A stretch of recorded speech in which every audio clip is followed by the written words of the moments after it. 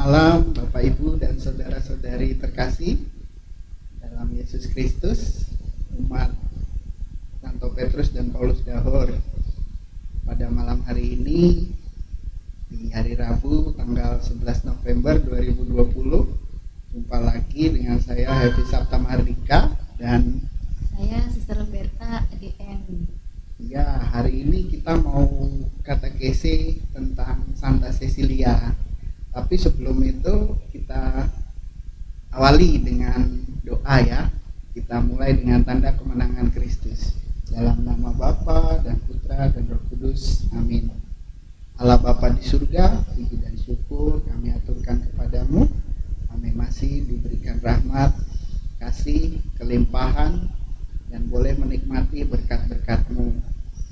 Hari ini kami mau belajar dari Santa Cecilia, apa yang menjadi berkat, bisa menjadikan teladan bagi kami di dalam hidup kami. Terima kasih, berkatilah agar katekesi malam ini berjalan lancar dan kami dapat menjadi saluran berkat-Mu. Terima kasih Tuhan, terima kasih, amin. Kita mau ulas sedikit tentang katekesi minggu lalu ya Suster. Ya, Minggu lalu itu tentang bagaimana prosesnya itu Gereja Katolik meneguhkan seseorang kudus menjadi santo dan santa. Itu panjang ya kemarin. Ya. Luar biasa Pak Singgi dengan Pak James menerangkan dengan sangat lugas.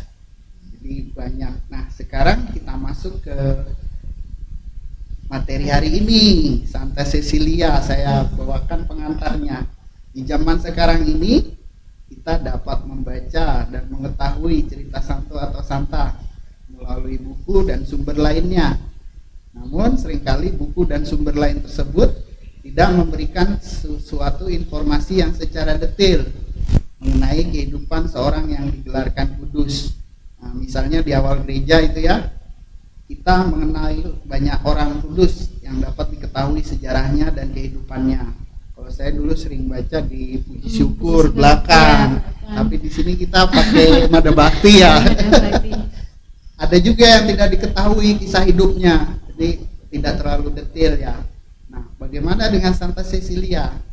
Walaupun dia adalah seorang santa yang terkenal ya di abad modern ini, namun kisah kehidupannya sangat sulit untuk diketahui. Kisah kehidupannya bagaikan sebuah cerita dongeng Suster ya, atau berupa romantisme yang belum dapat dipastikan kebenarannya di zaman modern ini yang lebih mempercayai adanya sebuah fakta. Nah, sebelum kita masuk ke materi, boleh kita simak video singkat ini ya tentang Santa Cecilia.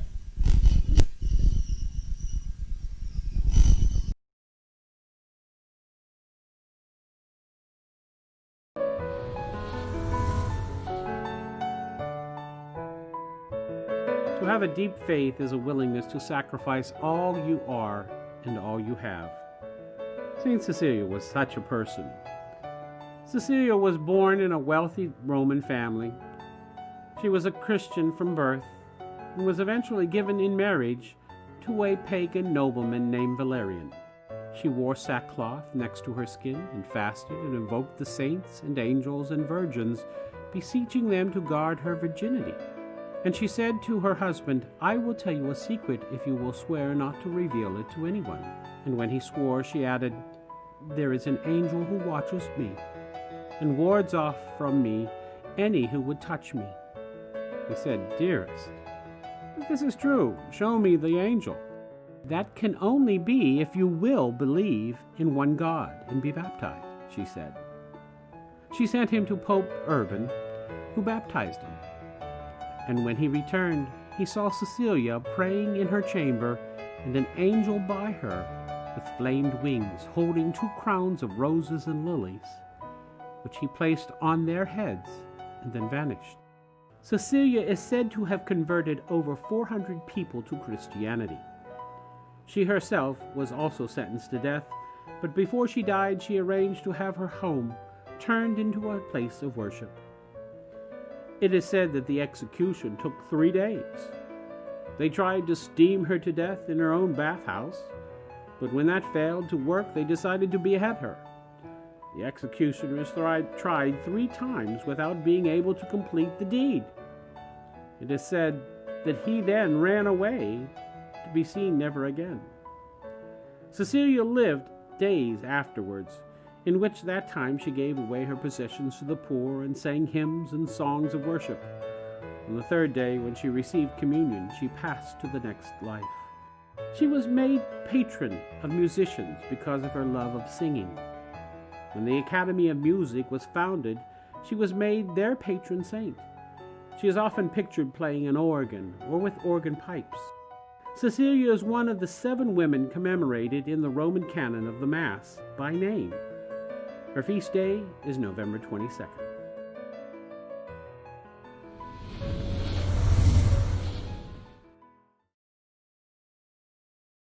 Itu dia video singkat tentang Santa Cecilia.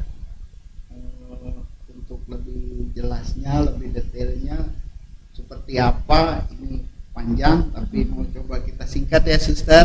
Dipersilakan Suster menjelaskan. Ya, terima kasih Pak Happy. Selamat malam Bapak Ibu, saudara semua. Tadi kita sudah menyaksikan video singkat mengenai Santa Cecilia. Kita ketahui Santa Cecilia ini kita peringati setiap tanggal 22 November. Pak Happy, mengapa termasuk itu saya pilih? Karena Santa ini yang kita peringati di bulan ini, di bulan November. Saya kira juga banyak mereka yang memakai nama Santa Cecilia. Ada teman-teman saya juga beberapa. Cecilia. Ya, Cecilia. Saya sebenarnya juga Cecilia. Pak. Oh, Meskipun Suster Roberta, tapi Cecilia. nama baptis saya Cecilia. Oh. Saya juga punya nama panggilan Cecilia. Kami memang kalau sudah jadi suster masuk yayasan juga dianjurkan untuk milih nama baru. Jadi selain nama baptis yang kita punya, kita juga pilih nama pelindung baru. Oh, seperti itu. Iya, kalau udah jadi suster. Nah, baik Bapak Ibu, saudara sekalian, saya akan bacakan riwayat mengenai Santa Cecilia. Kita ketahui bahwa Santa Cecilia ini adalah seorang gadis bangsawan. Bangsawan ya. Seorang gadis bangsawan. Kalau gadis bangsawan itu tidak jauh dari kehidupan yang glamor, yang mewah ya. Jadi begitu pula dengan Santa Cecilia pada zamannya waktu itu, dia juga tidak jauh dari yang namanya gaun-gaun indah, kehidupan yang mewah, glamor, layaknya seorang anak bangsawan. Princess ya. Princess. Sekarang princess. Nah, namun Santa Cecilia ini meskipun dia seorang gadis bangsawan, sudah mempunyai cita-cita sejak kecil itu ya, bahwa dia sudah mempersembahkan hidupnya untuk Tuhan. Jadi dalam kemewahannya dia mempersembahkan hidupnya pada Tuhan. Tentu saja di situ juga diwarnai ada unsur kesederhanaan segalanya. Tapi bahwa di sini Santa Cecilia ingin mempersembahkan hatinya, hidupnya untuk Tuhan. Luar biasa ya. Ya. Namun dalam kenyataannya, ternyata ayahnya ini sudah menjodohkan dia dengan seorang pangeran juga yang tentu saja dari keluarga bangsawan ya, yang sudah dijodohkan dengan Santa Cecilia. Namanya adalah Valerian. Jadi Valerian ini sudah dijodohkan pada Cecilia. Tapi sekali lagi Cecilia sebenarnya menolak perjodohan itu. Tapi dia taat pada ayahnya, lalu ya terjadi pernikahan itu. Namun di malam pernikahan sekali lagi Cecilia itu karena sudah mempersembahkan hidupnya pada Tuhan, maka dia mengatakan pada Valerian supaya dia tidak disentuh ya, supaya dia tidak disentuh, supaya kemurnian hatinya itu tetap terjaga. Jadi Cecilia mengatakan pada Valerian suaminya bahwa dia itu dalam dirinya punya mempunyai seorang malaikat yang selalu melindungi dan Wow. menjaga dia. Nah, nanti kalau kamu tuh mau menyentuh aku, kamu akan celaka, katakanlah gitu. Imannya luar biasa. Itu supaya Cecilia tetap terjaga kemurniannya ya. Jadi dia mengatakan begitu pada Valerian. Dan di tengah pesta itu juga Cecilia digambarkan melambungkan madah syukur ya, mazmur, menyanyikan pujian bagi Allah. Di mana di tengah keramaian pesta dia menyendiri menyanyikan, memadahkan itu ya, pujian kepada Allah Dalam hati. dalam hati ya. Lalu tadi yang dikatakan pada Valerian begitu, kalau kamu percaya pada malaikatku, kamu tentu juga akan dijaga dan dikasihinya seperti malaikat itu juga menjaga diriku. Nah, lalu Valerian mengatakan, ya saya percaya sama kamu kalau saya juga bisa melihat malaikatmu. Gitu. Jadi sebenarnya Valerian ini meskipun dia kafir ya, dia masih kafir, tapi dia hatinya baik. Jadi dia itu meluluskan apa yang menjadi permintaan Cecilia itu, bahwa saya tidak mau disentuh gitu ya, karena nanti kalau kamu menyentuh aku, malaikat itu akan mencelakai kamu. Nah, maka akhirnya ya Valerian mengabulkan permintaan Cecilia itu. Pangerannya ini baik ya. Baik hati, Baik hati. meskipun kafir. Meskipun kafir tapi sangat menghormati ya, menghormati Menghormati Cecilia. sekali. Iya. Nah, ternyata memang Cecilia berdoa pada Tuhan, lalu memang nampak ya malaikat itu menjaga Cecilia. Dan Valerian ternyata juga melihat itu, dia bisa melihat malaikat pelindung pada Cecilia itu. Lalu akhirnya Valerian ini malah percaya dan bertobat, katakanlah begitu. Baik dia bertobat dengan apa yang diyakini dan disaksikan oleh dia mengenai Cecilia, kemurnian hatinya itu. Akhirnya dia bertobat dan ingin dibaptis juga, ingin dibaptis, ingin mengikuti jejak Cecilia untuk mengikuti Kristus. Nah, tadi Cecilia sudah semua dan menjadi pengantin Kristus. Luar biasa. Luar biasa bagaimana Santa Cecilia ini ya mempertahankan imannya. Ya, mempertahankan kesuciannya. Kesuciannya. Iya. Lebih-lebih kesuciannya. Sudah menikah ya. Sudah menikah, tapi ya dia tetap mempersembahkan hidupnya pada Tuhan. Lalu akhirnya juga Valerian itu dibaptis menjadi pengikut Kristus. Juga malaikat pun juga memberikan mahkota pada Valerian. Dan ternyata jejak Valerian ini juga diikuti oleh saudaranya yang bernama Tibertus, yang kemudian juga menjadi Katolik, menjadi pengikut Kristus. Satu paket akhirnya ya. Satu paket yang Bukan bertobat. hanya suaminya ini dalam tanda kutip karena tidak ada kelanjutannya secara suami istri ya. Ya. Tapi dalam ikatan dan juga Santa Cecilia ini bisa menginformasikan dengan baik ya. Tapi balik lagi, Valerian ini sungguh luar biasa, sebagai pria. Sangat menjaga dan menghormati Cecilia.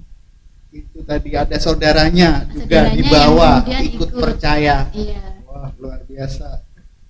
Nah, Silakan, dari situ mereka kemudian menjadi pengikut Kristus, dibaptis, lalu menjadi pengikut Kristus yang setia.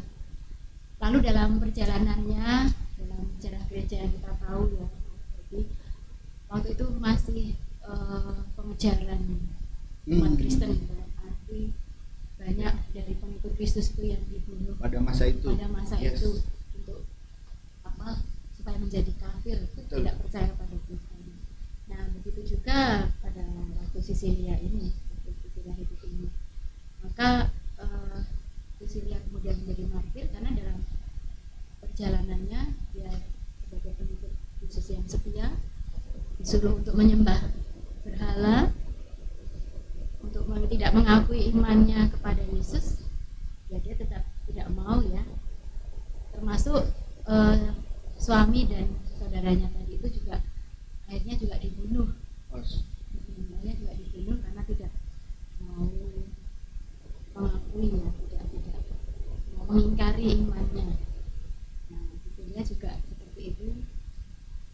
lalu coba dibakar, tapi kok ternyata tidak terbakar, Wow. tubuhnya itu utuh gitu. Wow. Lalu akhirnya dipenggal kepalanya, itu sungguh luar biasa ya, kepalanya dipenggal, lalu ya beliau akhirnya mati sebagai martir yang membela iman akan Kristus pada waktu itu.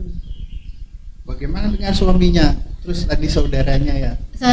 Suami dan saudaranya juga akhirnya meninggal, mati sebagai martir, mereka juga dibunuh Sama. ya, Tragis. malah mereka duluan. Oh, Jadi Cecilia juga menyaksikan mereka sebagai martir lebih dahulu.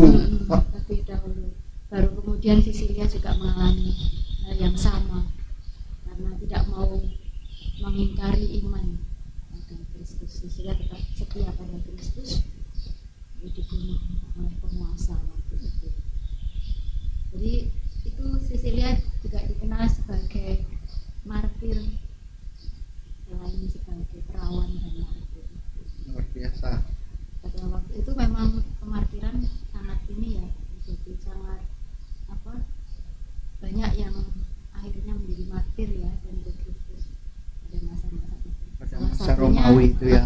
Salah satunya ya Santa Cecilia ini yang dibunuh sebagai martir.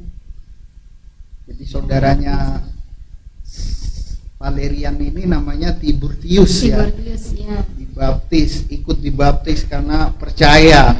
Dan Valerian percayanya juga salah satunya karena melihat ditampakkan malaikat itu ya. Malaikat yang menjaga Sisilia. Wah. Dan akhirnya apa itu tadi kalau saya ulang lagi dapat Mahkota. mahkota ya. Wow, luar biasa. Nah, sekarang saya mau bertanya, Suster. Atau masih ada yang mau disampaikan, Suster? Iya, sepertinya bahwa Santa Cecilia sangat menjaga kemurnian hatinya itu ya, Mas, yang sangat menonjol di sini. Dan cintanya pada Yesus itu satu-satunya, dia mengatakan saya mau menikah hanya dengan pengantin surgawi, penantinku yaitu Yesus itu ya. Jadi sungguh luar biasa Santa Cecilia menurut saya ya. Sudah bisa melihat surgawi pada saat itu. Iya, Luar biasa. itu Mas. Itu riwayat Santa Cecilia dan bagaimana dia akhirnya menjadi martir. Sebenarnya riwayatnya sangat sederhana, seperti pada zaman Santa hidup waktu itu. Tapi bahwa ada sesuatu yang sungguh menjadi pegangan Santa Cecilia ya. Sampai akhirnya dia menjadi martir. Menurut saya sangat luar biasa. Santa Cecilia ini juga meneladani dari sebelum-sebelumnya ya. Ya. Betul. Nah, saya mau tanya nih, Suster ya. Iya. Di urutan keimanan, kita percaya kan kalau di urutan keimanan di Katolik itu ada kalau bilang Pastor Toro itu, saya pernah dengar khotbahnya, homilinya, itu harus jadi manusiawi dulu. Yang pertama, baru Kristiani, mulai menghidupi nilai-nilainya ya. Nah, mungkin saya masih ada di situ. Atau malah mundur, masih manusiawi. Nah, itu biar Tuhan yang lebih mengerti lah. Nah, nanti sekuennya itu sampai di hidup kudus ya, seperti yang kemarin kita sampaikan oleh Pak James sama Pak Singgi, itu luar biasa urutannya bagaimana orang bisa menjadi santo-santa dan hidup kudus. Nah, pertanyaan saya itu teladan apa yang bisa kita petik Suster Dari tentang Santa Santa Cecilia, Cecilia ya. ini. Kalau tadi riwayat singkatnya itu bahwa Santa Cecilia sangat menjaga kemurnian hatinya, itu yang sangat menonjol ya, utama bagaimana dia mempertahankan kesucian hatinya, kemurnian hatinya. Nah, untuk masa sekarang itu bisa kita pakai sebagai teladan. Bagaimana saya juga menjaga kemurnian hatiku untuk mencintai Tuhan dan sesama, mencintai Tuhan dan sesama dengan tulus, dengan cinta sepenuh hati. Dan juga misalnya kalau dalam hidup berkeluarga juga, dalam hidup berkeluarga juga bagaimana saya menjaga kemurnian dan kesucian hatiku terhadap pasangan saya, itu juga terhadap anak-anak saya. Itu juga dengan saya sebagai seorang suster,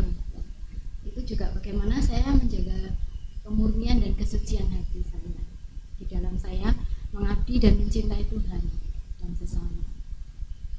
Jadi itu yang pertama yang bisa kita petik dari Santa Cecilia, bahwa dia pertama itu sangat menjaga kemurnian hatinya dan mempersembahkan hidupnya untuk Tuhan.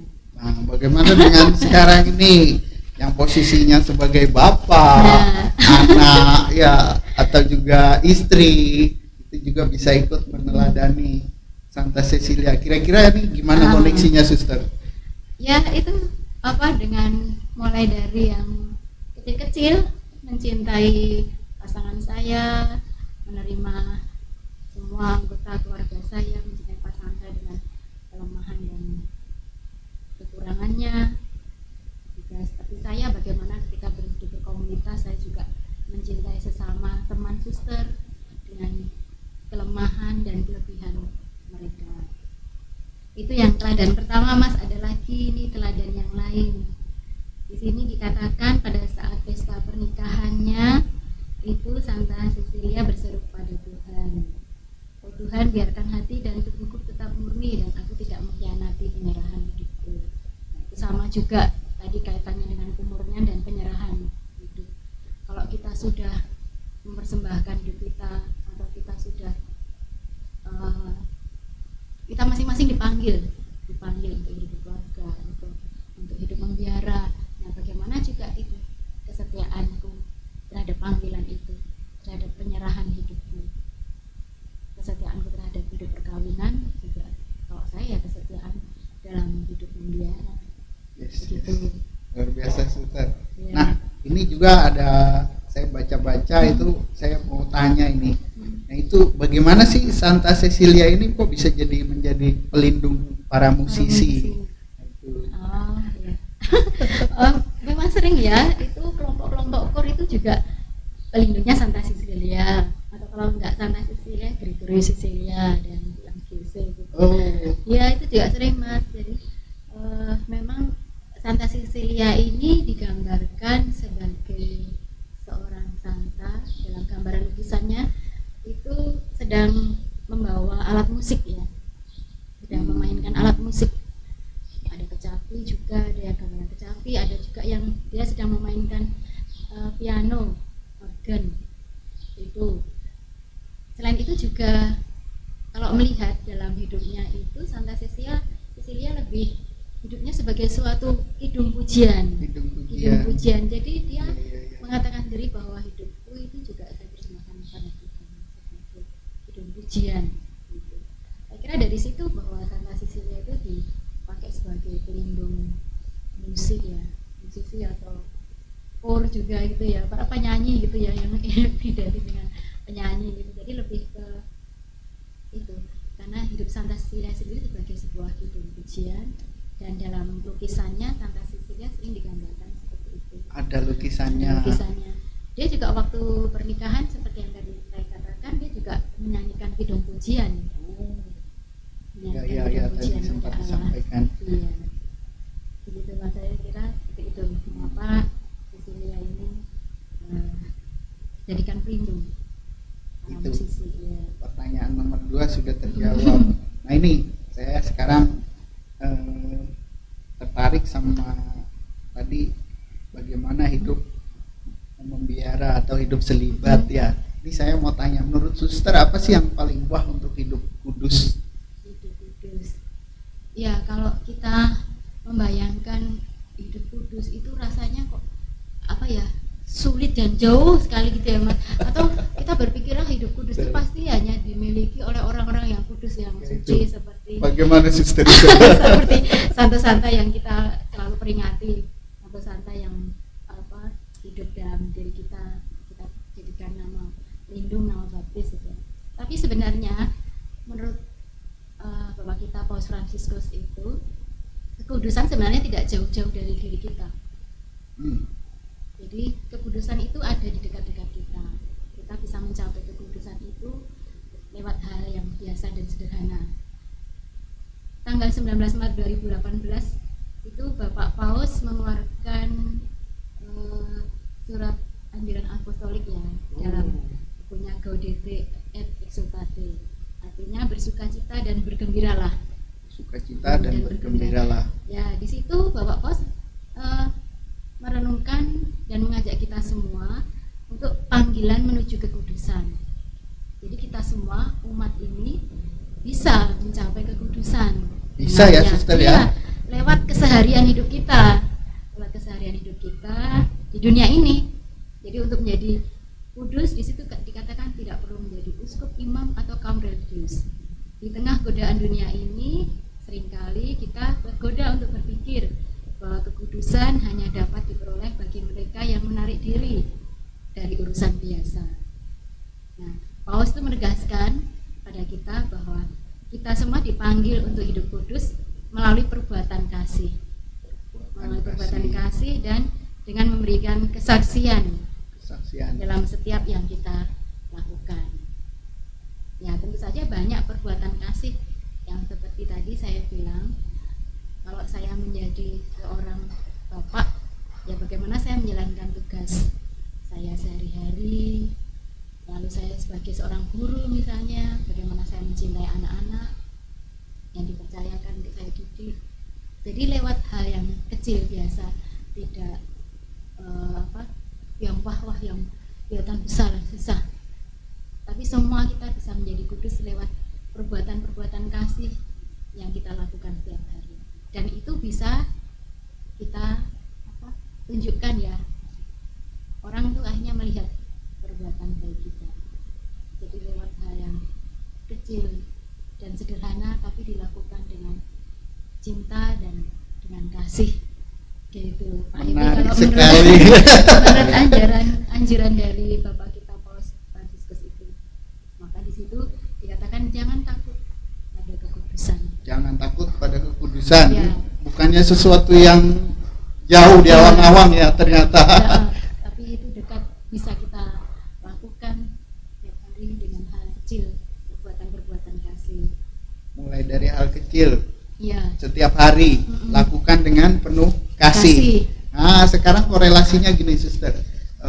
Kita umat Katolik kan masing-masing punya nama baptis ya, Santo atau Santa.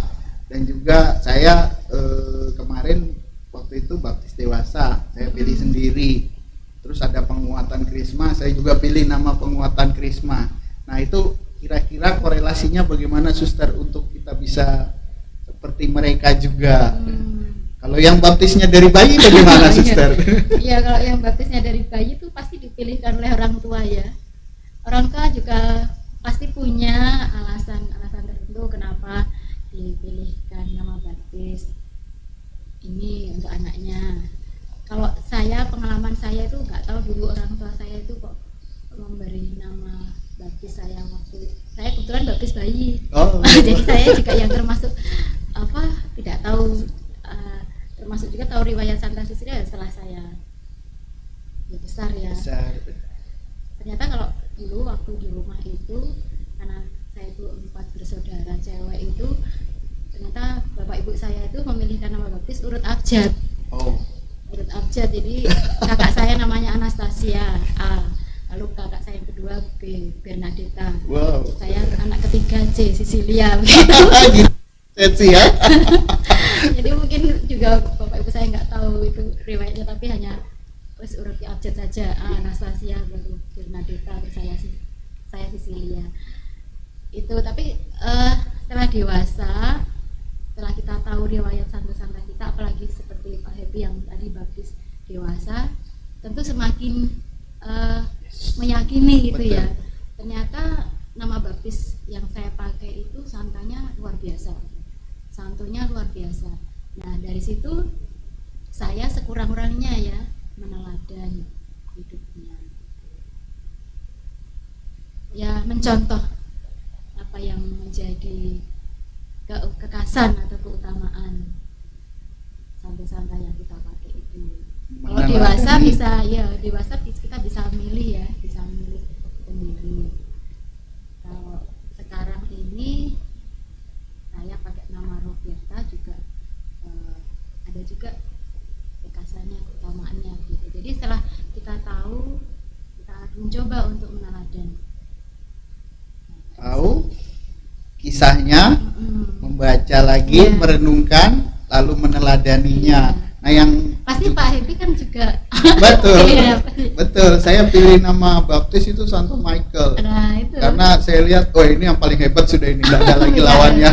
Pada saat itu saya sangat membutuhkan kekuatan tersebut. Iya. Karena background keluarga dan juga waktu itu saya tinggal di kondisi yang, ini sudah paling hebat. Karena saya sering ikut litaninya ya, litani Santo Mikael itu. Saya pilih dan itu memang memberi kekuatan pada saya. Dan begitu juga di tahun berikutnya ada kesempatan untuk sakramen Krisma ya, penguatan. Itu boleh pilih nama lagi. Nah, saya sering baca Alkitab, yang luar biasa lagi itu ada namanya Santo Paulus. Nah, ini Santo Petrus dan Paulus ya. Itu luar biasa, saya imani itu. Kalau sekarang dalam keluarga sehabis berdoa saya selalu sebut satu-satu nama Santo Santa. Doakanlah kami. Doakanlah kami. Mereka juga bisa mendoakan kita ya. Kita bisa mohon sama Santo-Santa kita untuk mendoakan kita di dunia ini, dan kita percaya itu ya. Yes, kita imani itu. Kita imani itu. Mendoakan yang juga didoakan, karena apa ya, posisinya kita yakin percaya sudah hidup bersama Allah Bapa di surga, berarti kan deket ya. Iya. Sudah kenal. Minta doa juga. Sampai kekudusan. Yes, kita imani itu dan percaya.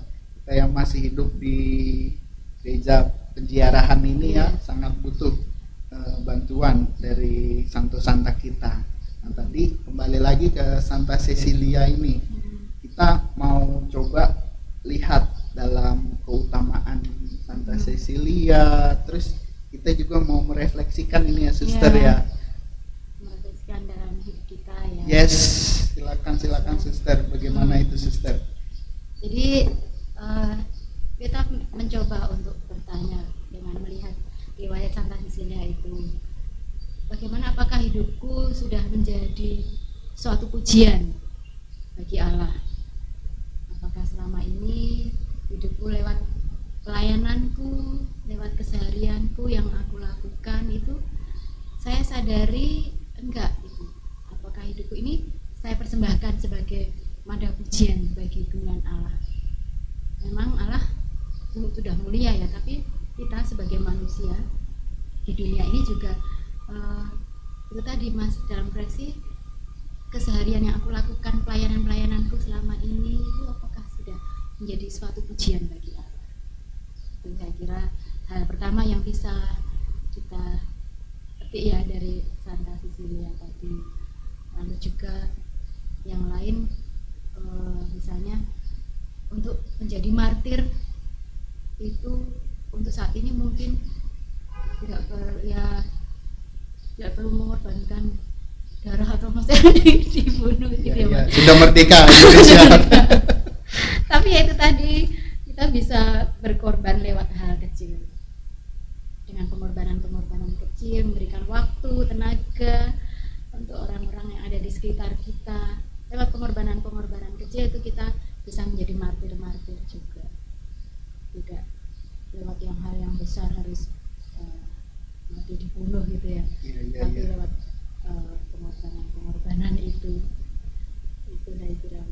Itu keutamaannya atau itu refleksinya suster?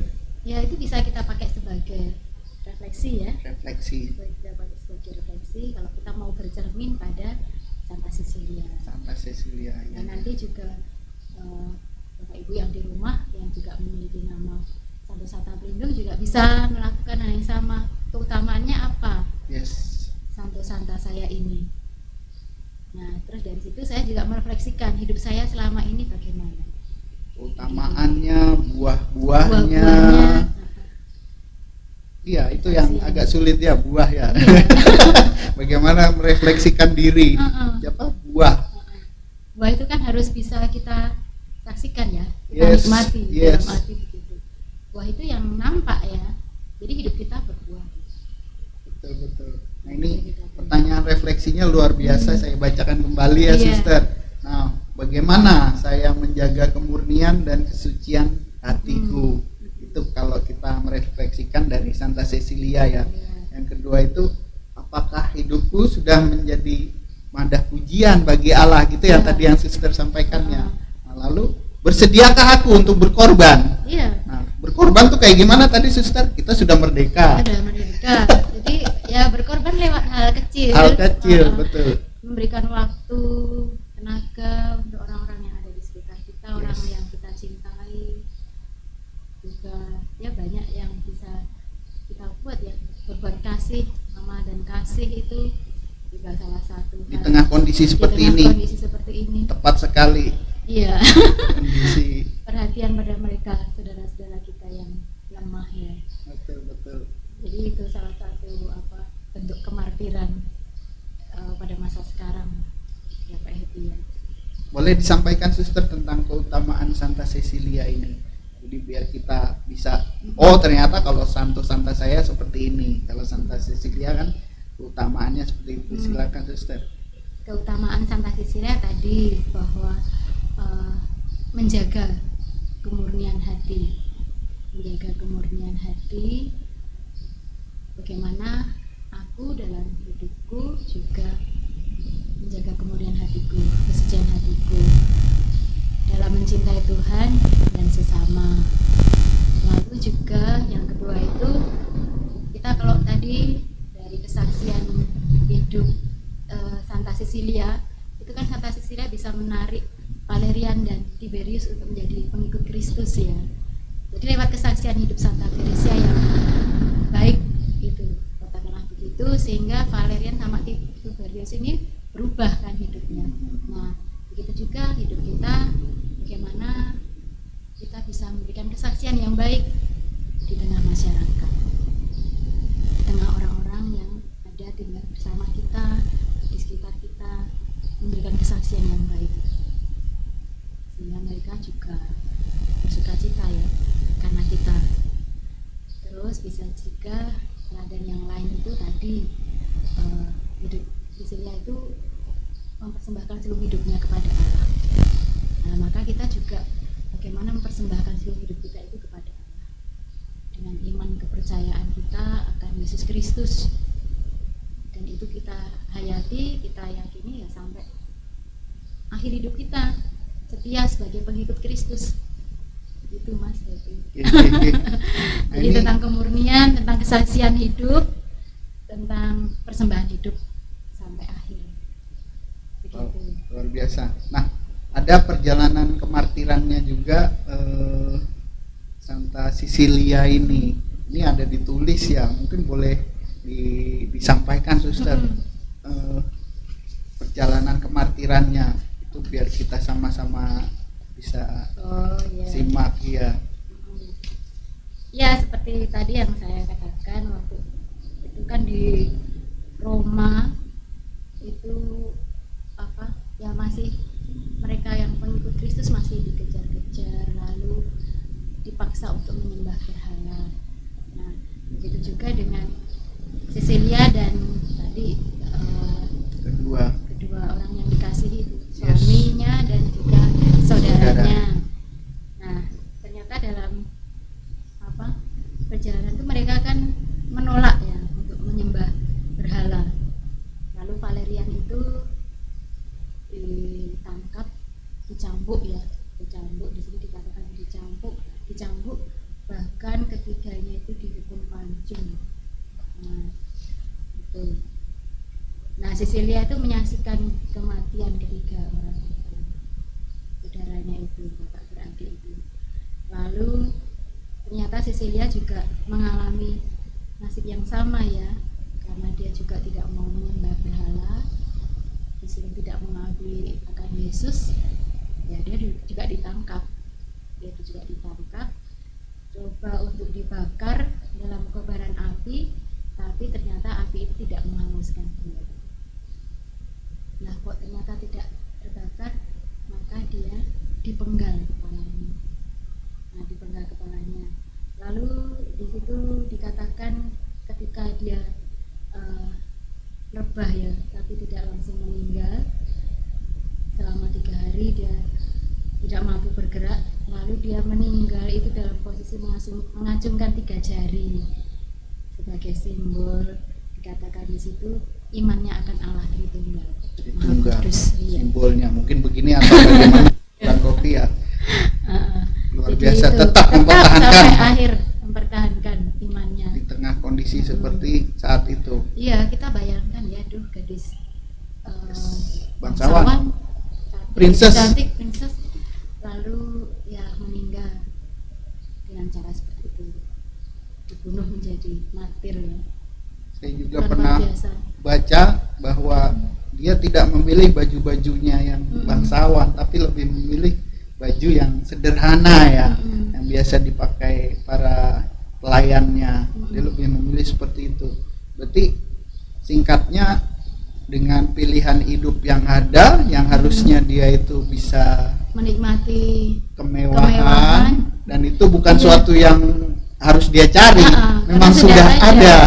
Tapi kok dia memilih untuk hidup sederhana dengan pakaian yang sederhana dan memilih untuk menyerahkan hidupnya pada Kristus, yang dalam arti miskin, taat dan murni ya, seperti Yesus ya.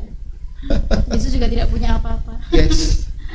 Nah, jadi itu sangat luar biasa ya untuk zamannya waktu itu. Pada waktu Dalam itu. dia dengan kemewahan yang sebenarnya dia bisa nikmati dan dia memilih itu. Tapi ternyata dia tidak memilih itu. Dia meninggalkan itu semua. Kalau Untuk kita memilih refleksikan hidup saat sederhana. ini, berarti harusnya lebih mudah atau lebih sulit, Suster, dengan kondisi yang sekarang? Harusnya lebih mudah ya. Iya, kalau kita pakai logika ya, Suster Iya. ya. Untuk Kalau- menghayati itu ya. Kalau kita baca, aduh matinya sedih ya.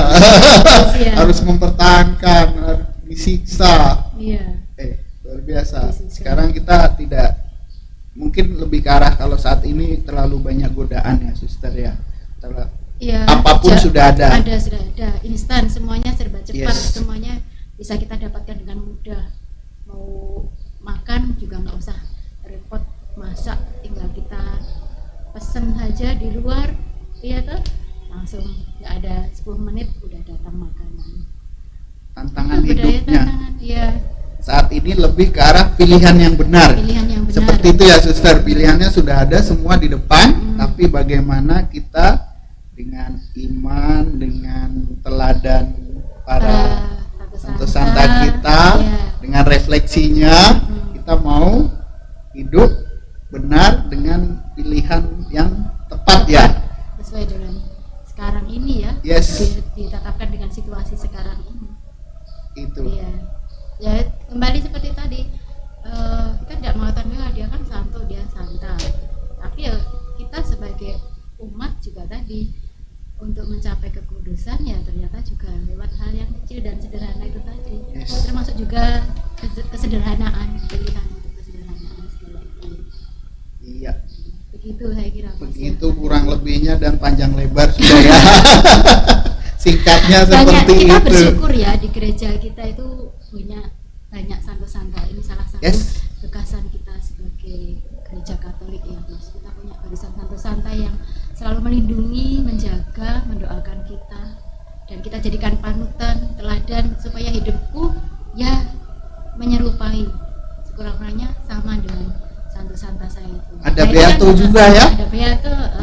Kalau baca Alkitab sudah ada pendahulunya sebelum santo santa, dari Abraham sampai ya, lengkap. ya, teladan orang-orang beriman. Yes, teladan orang-orang beriman. Banyak. Jadi kita sebagai orang Katolik itu tidak perlu mencari-cari kemana-mana. Yes, sudah lengkap Kita punya banyak. paketannya. Iya, kita punya banyak santo-santo yang menjadi teladan hidup kita. Kita mau hidup sederhana, gitu. Masing-masing santo-santa punya kekasannya. Ya kita bisa mencontoh itu. Yes, Santo-santa. literaturnya sudah luar biasa. Iya. Umat Seperti Katolik. Mas Evi juga menjadi kekuatan untuk Mikael itu ya. Yes. Maka dalam hidup saya sehari-hari juga itu. Nah, kita sudah sampai penghujung ya. Tadi kesimpulannya kurang lebih dengan situasi seperti ini dibanding situasi pada saat itu.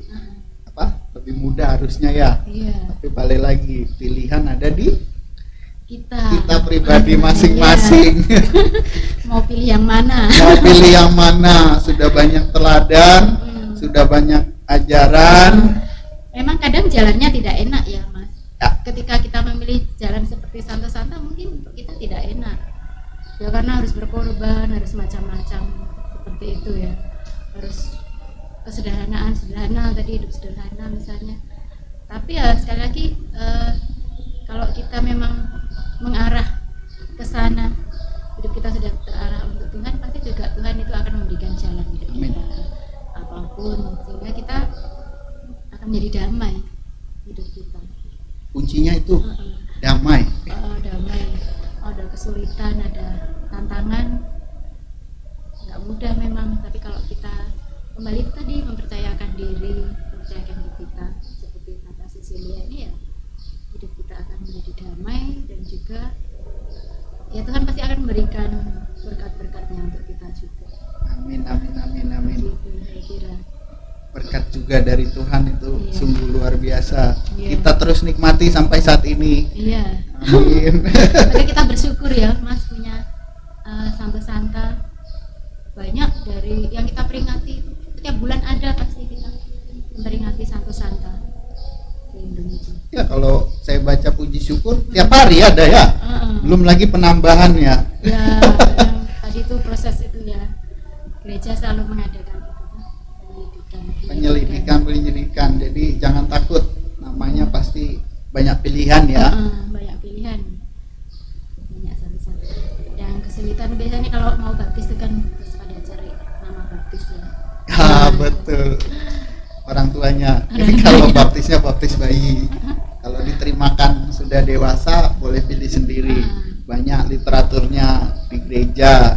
Sekarang tinggal ketik ya di Google. Lebih mudah lagi dapat materi. Ya. Ya, begitu. Mungkin seperti itu kita sudah sampai ke kesimpulan. Jadi kita mau tutup ya, Suster ya. Kita mau berdoa, silakan Suster.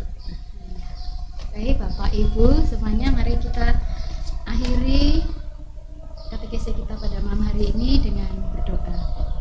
Dalam nama Bapa dan Putra dan Roh Kudus. Amin. Allah Bapa yang Maha Kasih, puji dan syukur kami haturkan kehadirat-Mu, karena Engkau sungguh baik dan baiklah karya-Mu bagi kami. Kami bersyukur karena Engkau memberikan Santa dalam gereja yang menjadi pelindung dan teladan bagi kami semua, dan kami boleh menyandang namanya sebagai nama pelindung kami masing-masing. Kiranya Santa yang menjadi pelindung kami sungguh-sungguh dapat kami teladani hidupnya dalam keseharian hidup kami, dalam pelayanan kami, dan dalam tugas pekerjaan kami. Semoga Santa juga menjadi pendoa bagi kami. Ya Bapa, sebentar lagi kami akan mengakhiri pendalaman iman ini. Kiranya Engkau memberkati kami, usaha-usaha kami, juga tugas pelayanan kami bersama umat-Mu, dan Engkau memberkati kami malam hari ini dengan istirahat yang baik, dan esok pagi kami boleh bangun dengan tenaga dan semangat yang baru. Terpujilah nama-Mu kini dan sepanjang masa. Amin. Semoga kita semua, tugas pelayanan kita, orang-orang yang kita doakan, juga istirahat kita malam hari ini senantiasa dibimbing dan dilindungi oleh berkat Allah yang Maha Kuasa, dalam nama Bapa dan Putra dan Roh Kudus. Amin. Terima kasih, Terima kasih. Suster.